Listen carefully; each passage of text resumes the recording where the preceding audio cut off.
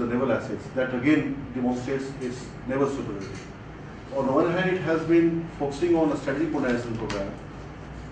On the other hand, if you identify the other element of a strategic modernization program, especially the naval modernization, that is gaining momentum in China.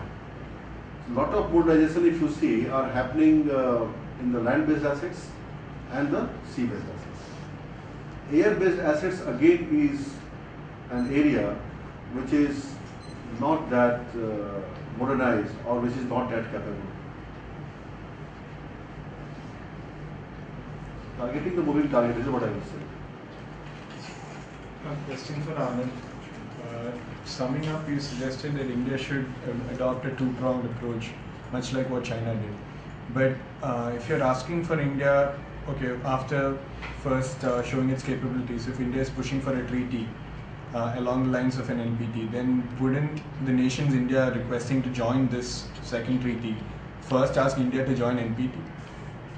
Wouldn't that be a precondition for a second treaty being put forth, that India joins NPT first? Before he answers, I will just add here. See, so far only 3 countries have the capability to conduct anti-satellite tests. That is the US, Russia and China. What he argued, that the fear exists that the US might push for a treaty which would limit the numbers and make that space capable nations exclusive. So they will put a time limit. Those countries which have tested anti-satellite weapon prior to 11th January 2007 can only be a part of that acknowledged space club. So in that regard, India basically, certainly, these two, one is nuclear treaty. NPT is a nuclear treaty. This will be a space treaty. So that is what he was highlighting, the NPT type treaty. So that part again is a worrisome issue before India. So the question is whether India shall test so that India also becomes part of that space club, which would be very exclusive. So anti-satellite test provides again a deterrent capability, because the nation state which will have this capability would be able to destroy the satellites of other nations, adversarial nations. That again, because once the satellites are destroyed, it challenges the very existence of the nation state. The whole communication systems, navigation systems, all would be impacted. So India has to assess very carefully whether India requires to conduct anti-satellite tests and then become a part of this space club. And then India might like to push that type of treaty. Because one of the reasons is that you're seeing an economic slowdown in the US. The question here is that whether at some point in the recent future, would they be pressurized by both Russia and China to come to an agreement on such a treaty, which would limit it to 3 space weapons capable club of 3 nations? In that case, India will be out. Like in the case of nuclear weapons, India will also be out of that club. So time is basically running out for India. But at the same time, another dilemma exists. If India goes for a test, its responsible image will be again. One has to really focus on the point that all the debates on Paros, which were led by China, that has been stalled after China itself has corrected anti-satellite tests. On every international security issues, China always highlighted that first gave the priority to Paros debate and Paros negotiation, and the US kept ignoring. So it's a high time now, and the point which he made that through this anti-satellite test, China wanted the US to come on the negotiating table and make a push for Paros. But now there is again a lot of lot of things which have happened in the last 5 years in particular, that demonstrates that China on the one hand certainly would like to have an exclusive club, and that is the worrisome issue. At the same time, Paros again would limit the US plan. The very purpose for which US withdrew from the anti-ballistic missile treaty in 2002 was to weaponize this peace. The Strategic Defense Initiative, which was proposed by Reagan in 1983, that had challenged the scientific community. That speech, I think all of you should read, the speech which Ronald Reagan had given in March 1983, he had challenged the scientific community whether the US can have such capability. The SDIO, it was called Strategic Defense Initiative Organization, became BMDO, Ballistic Missile Defense Organization, during Clinton 1. And that BMDO really progressed to a greater extent where they had this capability. The scientific community in the US is still divided. A section of scientific community, they doubt the technical feasibility of this ballistic missile defense capability. They really doubt that how the ballistic missile defense can be technically proven, because the 50 states protection and the main function of this ballistic missile defense is obviously it can obstruct the ballistic missile on the way itself before reaching to its destination. The other scientific experiments which the US has been undertaking, and it has made some progress, not significant progress, that is a very unique capability that is called boost phase intercept. Boost phase intercept, as you know that the trajectory of ballistic missile, if they attain that capability, the ballistic missile before leaving to the atmosphere would be destroyed then and there. So they have now acquired a capability which can obstruct the ballistic missile or intercept the ballistic missile during its mid-course. But there is an attempt to destroy the ballistic missile at the boost phase itself. What are things they have been doing? And this again, boost phase intercept debate is getting momentum, and now a lot of again division among the scientific community that how it will be technically feasible. But experiments are being conducted.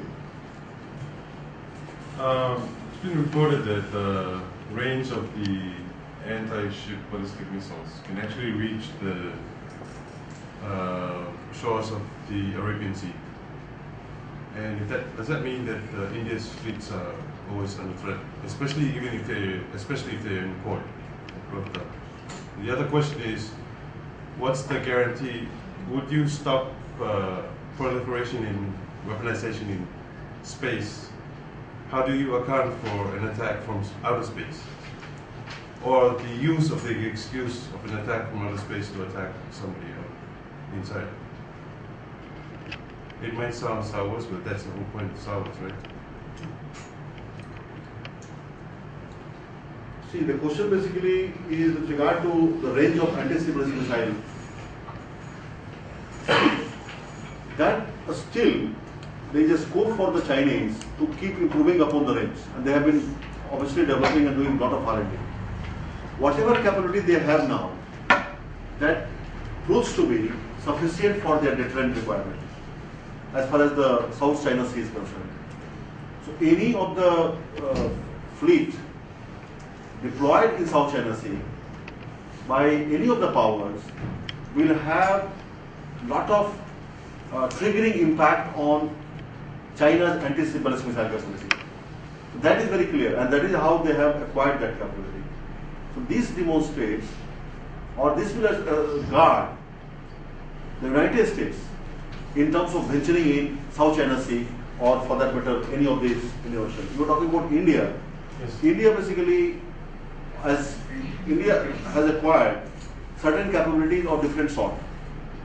So it again has nuclear powered submarine. It has nothing to do with the anti-ship ballistic missile capability. So nuclear powered submarine would be able to provide India the deterrent capability. And in that regard, in foreseeable future, India might like to focus on achieving the anti-ship ballistic missile capability. But still, India has not been able to do that. When it comes to using attacking from outer space, any kind of treaty which would come as a part of powers would obviously be addressing that concern. Because one of the major concerns in the case of China and Russia is that the US capability may be to attack from space on their own territory. So that is also in that area of concern. Even for that matter, China also, I think it is also trying in that direction, because some photos have been circulating in the internet where in the desert region they are having certain kind of, some targets are being drawn up, like which could be distributed. So even they might be interested in developing that sort of weapon. So obviously, from the international community point of view, attacking space assets from land, from the terrestrial domain, as well as from the space domain, attacking terrestrial objects, both will be coming under any kinds of weaponization treaty. But there are provisions. What I'm asking is, can we account No, to there are no provisions. for defense from attacks from outside? Attacks from Defense. outside. defense. Yeah. Like, are we limiting weaponization of space to the point Weaponization that in space include we're both. both? Include both. It is Space, basically about weaponization is deploying space is a weapons. combination of both offense and defense. Right. So that is very clear because as you know that the nation of the state which really weaponizes the space and uses the space for this massive missile defense capability will have the freedoms to attack and freedoms of attack. So it has combination of both offense and defense. I'm just taking it's an off assumption, but what if the Martians attack Earth? I'm not. That issue certainly is being doubted in terms of the technical feasibility, the foolproof of the system. It's being doubted, and the scientific community is divided on that issue. But by and large, the things which have evolved in the last few years, especially with regard to the US energy system, I think they are very confident in terms of protecting the whole of the United States. So all the 50 states of the US are under the this NMDA screen, so that they really are protected from the strike happening from elsewhere in the world. So that, see, they would like to have both the preemption as the key strategy. They would like to have a combination of both offense and defense equation. So they would like to have all the capabilities where they will have primacy across the world. So the worry which is, China seems to be worried because of these developments in the US. That is why China would like to deploy more of decoys. It has been emphasizing in achieving the stealth technology. Has been emphasizing on increasing the number of ICBMs. It has been emphasizing on its MIRV technology. So far, China has not been able to acquire MIRV technology.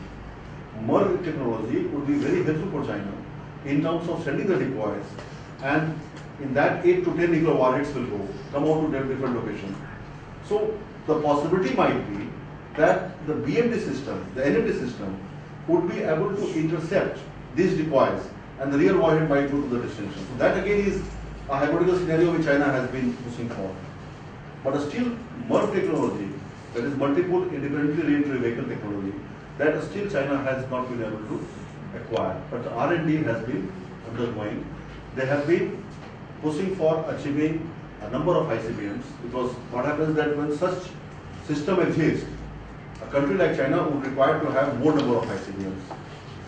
Those competitions and those, certainly the arms race, have begun. It is not a byproduct of the NMD system only. It has been the byproduct of the shift of Chinese interest. Post-Cold War era, if you see how China has been shifting its, or China has been trying to reposition itself in the industrial system.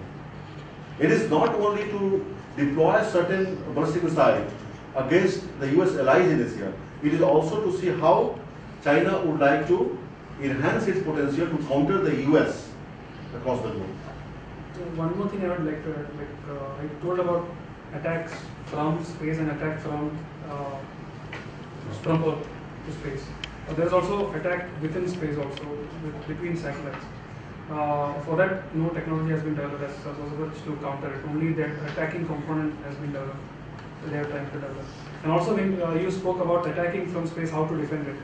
Well, basically, the only kind of defense you have right now is blinding those kind of satellites. Yes. First, you have to identify those kind of satellites who are potentially capable of doing that, and then you have to blind them. So those things, I think, are already being tested. When you're saying that the NMD might be slightly susceptible to MIRV technology, but that China does not actually possess that, then why would China actually go for cutting down on the number of ICBMs? Shouldn't they be trying to increase the number of ICBMs that they have? And second question I'm not is... saying, I said that they are increasing the number of ICBMs. I said that. Yeah. And the other question is that, well, so far India has not got any sort of partnership with any country as regards their strategic sector. We've been quite indigenous in whatever we've done, but is there a future for cooperation in the strategic sector with either US or China as regards the sort of an NMD system for India? There was a move, especially in the Indo-US strategic dialogue, where they had committed they would be able to help India in terms of achieving anti-ballistic missile capability. What happened that again the real technological know-how became a crucial factor. So I don't see any future between India and the US in terms of sharing technological know-how. They will never share that. They will not see India partnering in any of the fundamental research in the United States. That remains an issue. As far as India and China, these two countries are concerned, these two countries have emerged as a strategic competitor.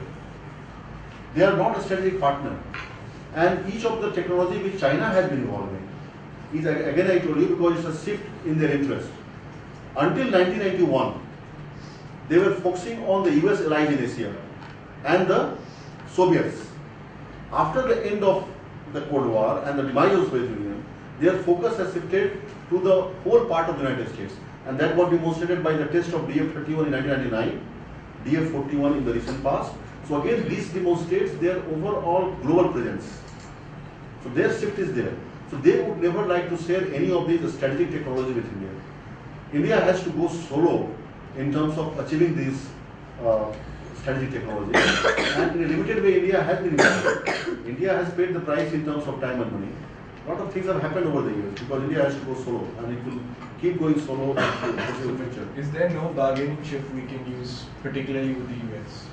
I think India certainly has emerged as a country where it has the ability to negotiate from a position of strength.